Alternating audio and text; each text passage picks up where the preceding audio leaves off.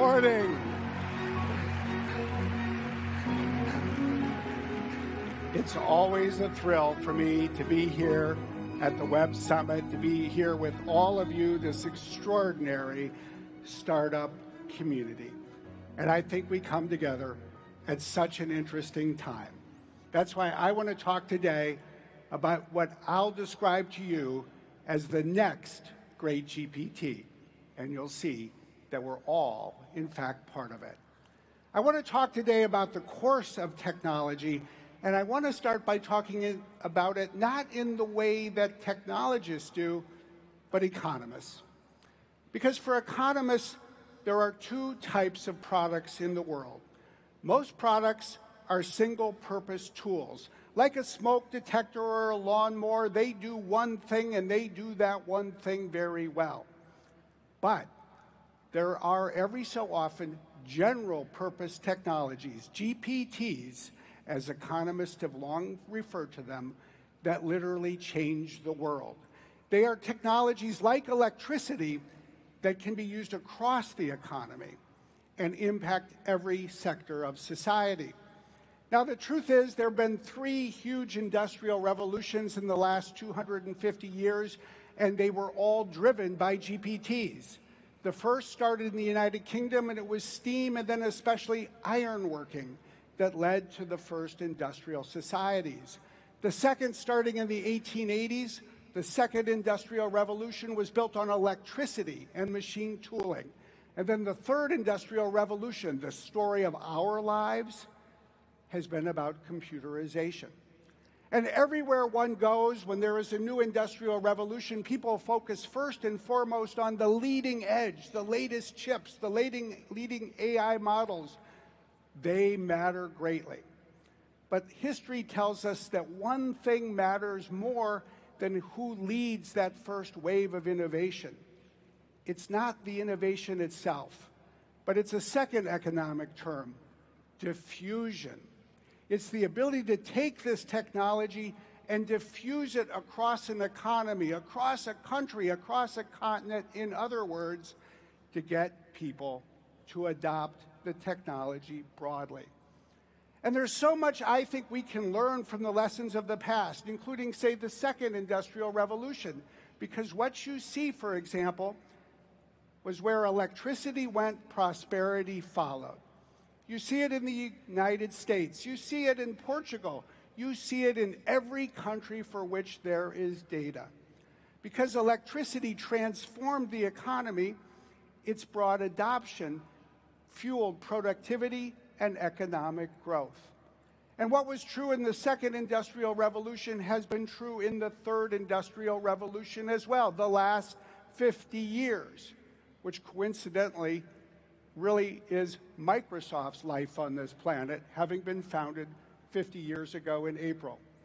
But I'm not here to just look at the past. We have an opportunity to talk about the future. And as we come to the year 2025, it is the right time to start to talk about the second quarter of the 21st century and what we can do to help shape it in a better way. And we should all start by recognizing one thing, perhaps above all else in terms of our conversation this morning. AI is the next great GPT. It is the next great general purpose technology. Now, when you start with that as the founding of a conversation, it quickly leads to a couple of things that we also can learn from. They even have profound implications for us, because the first thing one realizes is that every GPT is built with a tech stack. It's because it connects with so many other types of technologies. This has always been true throughout history. And so if one had a time machine that could go back to the year 1878, if one could walk the streets of New York where Thomas Edison was just perfecting for the first time the light bulb, we would know what he did not the day he made that light bulb illuminate. That he wasn't just inventing a new product.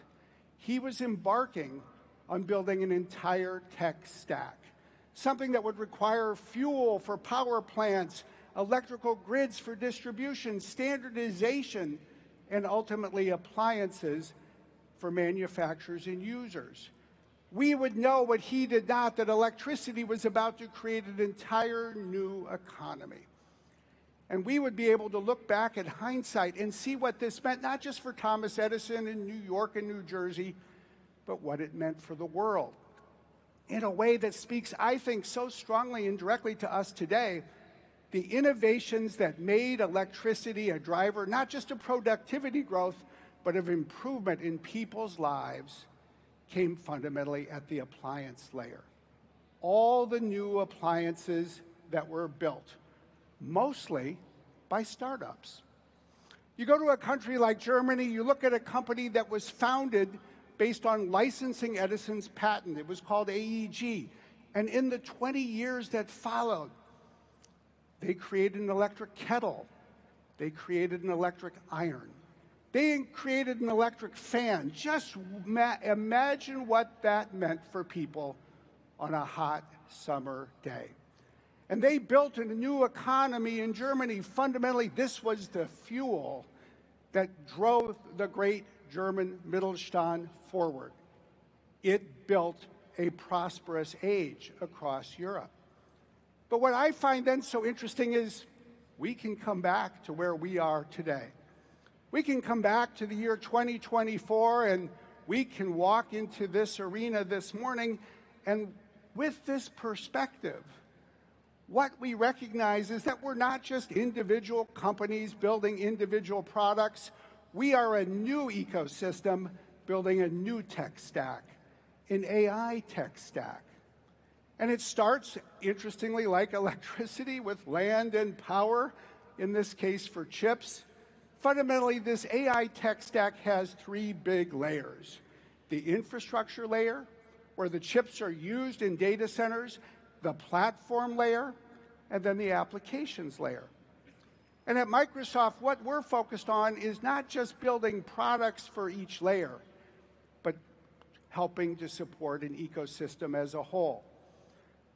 So when we go to different countries in Europe, as I have this past year, and announced in the UK and Germany and France and Spain and Italy and beyond, that we are building infrastructure, AI data centers, we're not just building them for ourselves or our own services. We are building them for the ecosystem as a whole. We're building them for all of you, as perhaps more than anyone else. But we recognize that having infrastructure is indispensable, but it is not sufficient. That's why we're focused on the creation of a new platform layer that brings together foundation models like OpenAI, Mistral, many others, but creates a platform layer that combines models, data, and new platform-level software services. So that's what you see us bringing together, a new tool chain so that developers in startups and more broadly can make use of all of this technology to create your own applications. In some cases, you'll build on our Copilot and agents with Copilot Studio. In other cases, you won't, but you will still be able to use the infrastructure and all of these platform tools. Ultimately, this fourth industrial revolution is more like the second. You have to have this enormous investment of infrastructure, just like power plants. But when you do, you unleash innovation everywhere. And just like AEG became a household name in Germany, there are startups in this room that will become household names around the world. And that's why our fundamental mission in so many ways is, frankly, to enable your success. That's at the heart of our AI for Startups initiative, to provide access to compute, including free compute for startups with credits, access to services and to experts, and I think perhaps often most importantly, access to one of the great and largest enterprise sales forces in the world. I met with the CEO of a startup this morning. He said they had been in the Azure marketplace for only 3 months, but already had had 3 calls from Microsoft saying, hey, we have a customer that we think would be interested in your product. Let us go with you to sell to them. That is how we get the flywheel going. Because it takes a lot of money and more than a little courage to make the billions and billions of dollars of investments that we're making to build out this infrastructure, to build out this platform layer. But we know, whether it's our applications or yours, that is where the value is going to reside, that will enable and encourage and excite people to put all of this new technology to work. We have the opportunity together to build a whole new AI economy. But we have the opportunity, I think, to do even more than that. We can build the world's next industrial revolution. But as we do that, I think the other thing that unites so many of us is a belief that we can do this better than it has been done before. We can build a better industrial revolution than was done in the 3 revolutions that preceded us. How do we do that? Well, we commit ourselves to not only growing and doing well, but also doing good. And that means investing in trust, as this last panel just discussed. It means making security and privacy and safety and responsible AI priorities for each of us, so that the public can use what we create with confidence. It's not just the right thing to do. Frankly, if you want to grow a business, it's also the smart thing to do. That's why we're interested in working with others, with you, and with customers to ensure that AI is developed and deployed responsibly, securely, safely.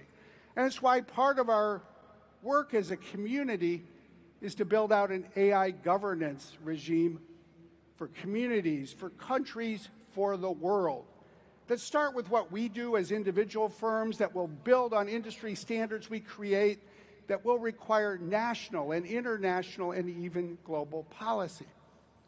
I think we also need to recognize that we need to do something in this industrial revolution that people didn't need to worry about before. We need to build an industrial revolution that is sensitive to the needs of the planet. We can't afford to just build data centers and consume electricity without regard for what it means for a local community or for a country or for planet Earth. We need to commit, as we are, to investing to add new sources of electricity to the grid, to invest in carbon-free energy for the grid, and to commit that when we need more electricity, if it means more investment, we will support those investments. We can afford it, and we will do it so that the electricity prices, the rates of our neighbors in these communities, do not rise. And there are days when difficult conversations are needed, as we found in the United States when we recently announced that we would spend the money to bring back online a nuclear power reactor at 3 Mile Island, one that had worked safely for 40 years but was decommissioned in 2019 because of economics, so that we can add 874 megawatts of electricity in Pennsylvania. This, too, is part of what we need to talk about. Different countries will want to look to different sources of energy, but we know one thing above all else: everywhere, countries need more electricity. And then ultimately, I think the real opportunity that gets so many of us up in the morning is this: we can use AI to help solve the world's problems. You all, in so many instances, were created to do something that the world needs to have done. And we've started to learn together at lightning speed what a difference AI can make. One example that I always think about the most is something that affects more than 500 million people on the planet. There are 574 million people that have diabetes. And that means that they can develop what's called diabetic retinopathy. It's blindness. It is easily detected by an ophthalmologist or eye doctor, but there's one big problem. There's 8.2 billion people on planet Earth and only 200,000 ophthalmologists. Most people will never meet one. AI isn't just a solution that can help, it is the only solution for most people that will ever help. Because partnering with a startup named Iris, we've helped them develop an AI-based application that can work on anyone who has a phone and a camera and an internet connection. And that application is 97% as good as an ophthalmologist in detecting diabetic retinopathy. When it's detected early, people's vision can be saved. Think of that. We are in the business of saving people's sight. And what's true there is true in so many other instances: healthcare, education, you name it, that is what you all are doing. But to be truly successful, we're going to have to do one thing that Thomas Edison never dreamed of doing. We need to bring AI to the world. To me, one of the most remarkable things about technology can be seen in this map, especially if the slide advances. This is a map of planet Earth in our current day. You see lights on around the world, but not equally on every continent. The reality is, 142 years after the first power plant started working in Lower Manhattan, we still live in a world where 770 million people lack access to electricity. It's 43% of the people who live in Africa. Think about that for a second. Electricity is probably the most important GPT ever invented. And 150 years after it was created, there are 750 million people who still cannot use it. This, I believe, is quite possibly the greatest technology tragedy in history.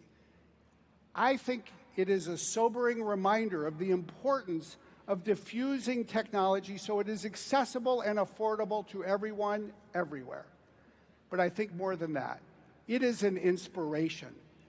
It calls on us to think about how we can do better, to combine these massive infrastructure investments, this new platform layer, and all the applications that the world will create, and to resolve together that we will bring this around the world not in a century and a half, but in the decade ahead. If we can do that, and we can do it together, we will get off to the start that we need to make sure that the second quarter of the 21st century truly advances not only opportunity for all of us, but builds a better world. Thank you very much.